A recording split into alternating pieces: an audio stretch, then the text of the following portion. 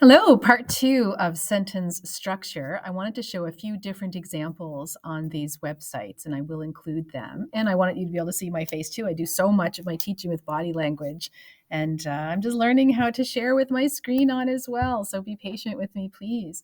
So, complex sentences, we've been looking at combining those phrases, combining independent and dependent clauses, making sure that we have a predicate or a noun, a subject, and a predicate doing the action. So here are some complex sentences. I like them because they're from different writers that you may know. If the path is beautiful, let us not ask where it leads. So here's our fragment. If the path is beautiful. If I had just had the sentence, the path is beautiful, here's our subject, here's our predicate or a description, has an adjective, and it's full, it's complete. But because I've added if the path is beautiful, you need a second part. And so here's the second part. Let us not ask where it leads.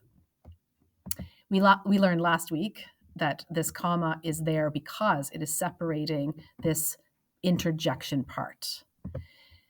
It is an ironic habit of human beings to run faster when they have lost their way. When they have lost their way is a fragment. To run faster is a fragment. It is an ironic habit of human beings. Could be a full sentence, but we have to put it together to make this lovely, complex sentence. Don't pray when it rains if you don't pray when the sun shines. There's an if in here. Don't pray when it rains is a complete sentence. You are the subject because it's a command. It's that imperative sentence we went over. Don't pray when it rains. The subject is you. Don't pray when it rains is the predicate. That's a full sentence. Had I just had a sentence, if you don't pray when the sun shines, what? There needs to be something before or after. It doesn't matter how slowly you go as long as you don't stop. It doesn't matter how slowly you go is a full sentence. You are the subject. It doesn't matter how slowly you go. As long as you don't stop is a phrase. It's a fragment. Putting them together gives us a complete sentence. Complex sentence examples. Whenever you go, you can always find beauty. So this was a little chart I thought that may be helpful for us. In a complex sentence, at least one dependent clause, that incomplete thought, it requires something for it to be complete. It connects to that independent clause. It's all on its own. It's living independently with a subordinating conjunction. You can put them together with words like because, if, while, since, or although. And here's a little chart. You have an independent clause, Katie sipped her cappuccino. The dependent clause, while the children played. That would not be a full sentence on its own. Putting it together gives us sentence variety. Katie sipped her cappuccino while the children played. I was snippy with Roger. Some of us may be familiar with that. You wake up a little too early. Because I was running late for work, a lot of people try to start their sentences with because. I know in elementary school, we were always taught, don't start a sentence with because. It's actually fine, so long as you make it a complete sentence and not just the clause, because I was running late for work. I was snippy with Roger because I was running late for work. Or you can even switch it around. Because I was running late for work, I was snippy with Roger. You just need both parts. So we have a few examples here, and we'll do them together. And you might see some of my examples elsewhere, whether it's in practice or it's on quizzes. She returned the computer after she noticed it was damaged. That's a complete thought. We need to put our comma in there in some of these sentences.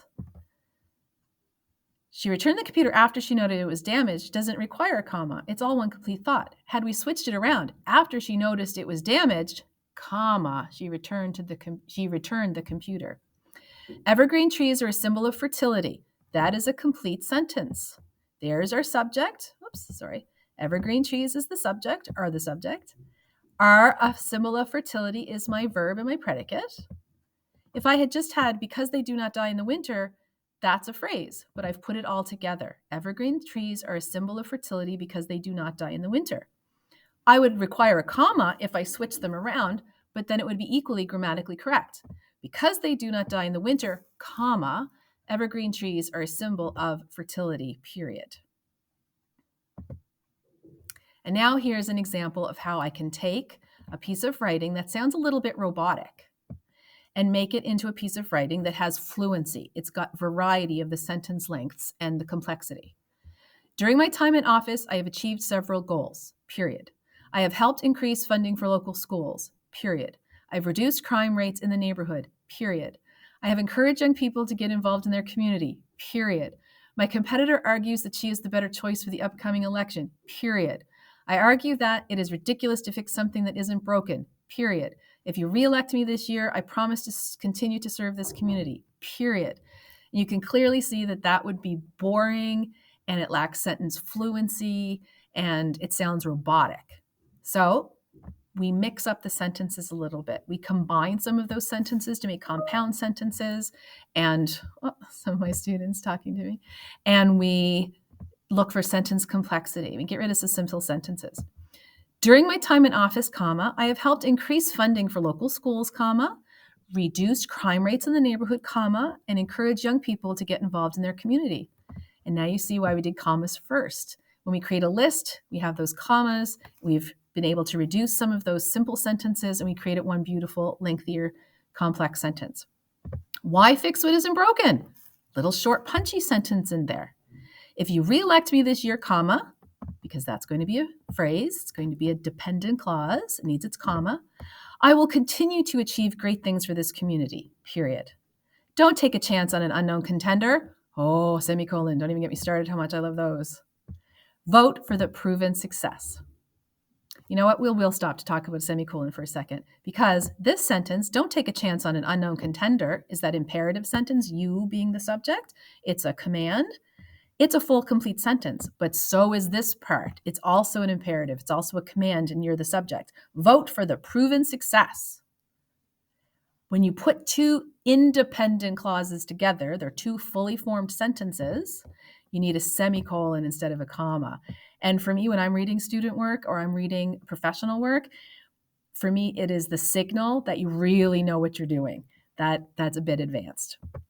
So all of this is your lesson on how to make really good complex sentences, compound sentences from the work that you have in front of you. And I look forward to seeing your editing on the examples and the practice sheets and see what you come up with. I want your writing to be the best that it can be, and this is one way how. Thank you.